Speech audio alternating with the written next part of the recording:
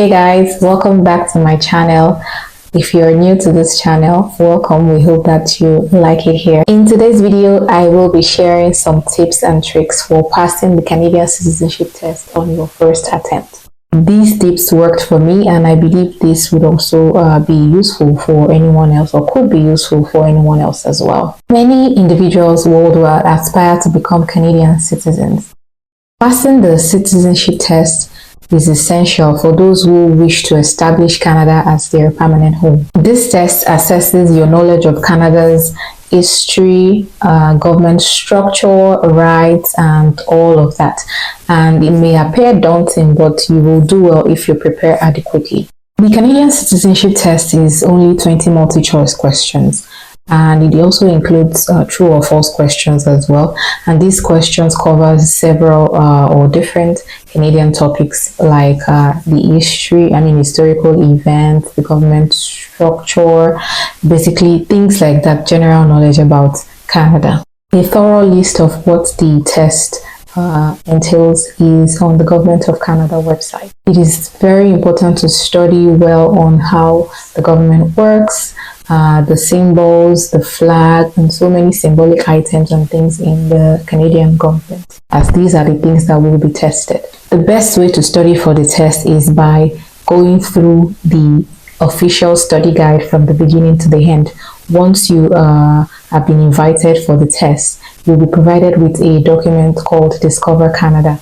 Now, this is the document or the booklet or the text that you will be reading or studying for the test. This book entails or covers all the things that needs to be known: the history, governmental structure, symbols, rights and responsibilities of a citizen, and things like that are all in Discover Canada booklet, which will be provided to you, like I said, once you have been invited to take the test. After studying the Discover Canada, the guide that will be provided to you, you would also need to do some practice tests or practice questions.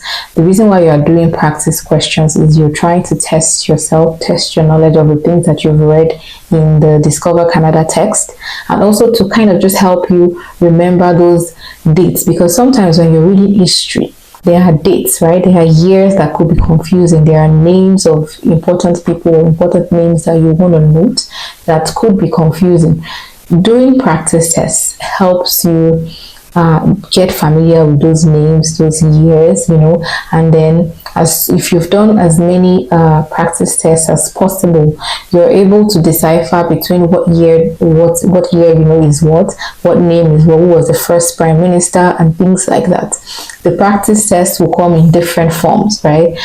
Question 1 today might be question 2 tomorrow. How question 1 is worded today might be different from how it will be worded tomorrow. This will help you to get used to the concept, to get used to all of those dates and histories. And these practice questions kind of helps to make the whole studying process more fun. If you're like me, who likes to do lots of practices apart from just reading theories, then yes, it will really help in cementing that knowledge in you and helping you remember all of those things.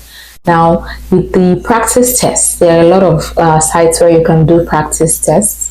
I will be putting some links down in the description box. So if you want to do some practices, you can use those websites or those applications, and you could just, try different practice questions, practice as much as you can, so you can get familiar with the kind of questions that you will come across.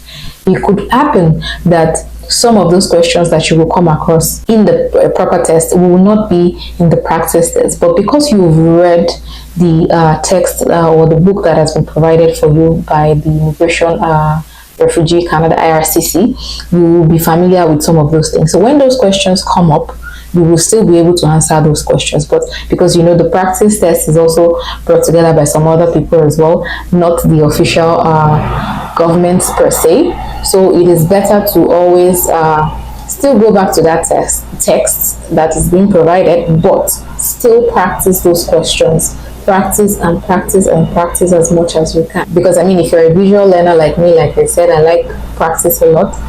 Practicing those questions will really help you get used to and know the important things that you need to know, the dates, the names, events that you need to know or to be aware of. If you're between the ages of 18 and 54, you may be invited for an interview. This is a 50-50 thing. Most or majority people will tell you they were not invited. I wasn't invited for an interview, but you may be invited for an interview after you take the test. If you have already proven your language abilities, like you've updated your IELTS or whatever English document you have provided at the course of application, you may necessarily not be invited for the interview. But if eventually you're being invited for the interview, all you need to do is answer all the questions that they are asking. Generally, they just want to basically test your knowledge of English, your communication, and things you know about Canada. Like I said, I wasn't invited for the interview, so I did not personally experience the interview, but just to raise your consciousness that some people might be invited to attend an interview. On the test day, it is very important that you bring a piece of ID. Usually they will give you instructions on what to bring, and the ID is the most important thing. They will ask you to bring an ID that has your picture on there, your address. I think the instructions will be there, will be sent to you, but make sure to go with a piece of ID. Usually these days, a lot of people have been doing the test remotely. I did my test at home, and I had to hold my ID up at the beginning of the procedure. That was actually one of the things that took a lot of my time. But once you are aware that you need to bring an ID, you hold your ID up, and you just scan or take a picture of your ID through your webcam, and once that has been taken, you can go ahead to take the test. So do not forget to take your ID. And if you're going to be going to a physical center, then yes, you do not forget to take your ID. You're going to be needing your ID to present when you get there. And if you're going to be taking the test at home, make sure that your computer is ready, test it, charge it, plug it in, whatever you need to do to make sure it is up and running. Please do that so that you don't interrupt yourself in the test, because once your test is being interrupted, you only have 3 attempts, right? And if after 3 attempts you're unable to take the test successfully or pass, you will be invited, and they will help to conduct another test for you. And if at the second attempt you still don't pass the test, then they are going to have to call you to hearing, and they would have to decide your case. So you have to come and explain yourself why the first, second, third time you couldn't pass, second attempt again you couldn't pass, and then they will have to decide your case as to see, okay, what are we going to do with this person? Is the reason tenable? Do we go ahead to give this person's citizenship, or do we decline the application? It is left to them. But just do whatever you can to just pass the test at your first attempt, so you know you're done and it's over with. Now, when taking the test, it is important that you read the questions over and over again, because multiple choice questions can be confusing. They can sound similar, they can sound off. So make sure you're reading the questions over and over again before you answer. And when you do answer, you have a chance to always go back to the questions you've already answered. So you can always click on the option where it says final submission or opportunity to go back. So you have a chance to do that. So answer those questions to the best of your knowledge. Multiple choice questions, true or false questions, read as many times as you can, so that you can gain proper understanding of these questions, and then you can submit your answer test. Once you take the test, once you're done, you submit your test, and it tells you if you passed or not, or what your score is basically. So it's not necessarily going to say if you passed or not. I think it's just going to tell you what your score is, and then you can wait for the system to update, or for the officials to update your test on your online profile.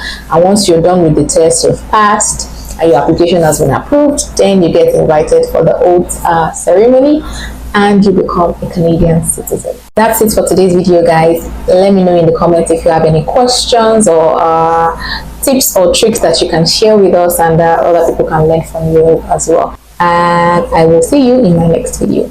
Bye bye.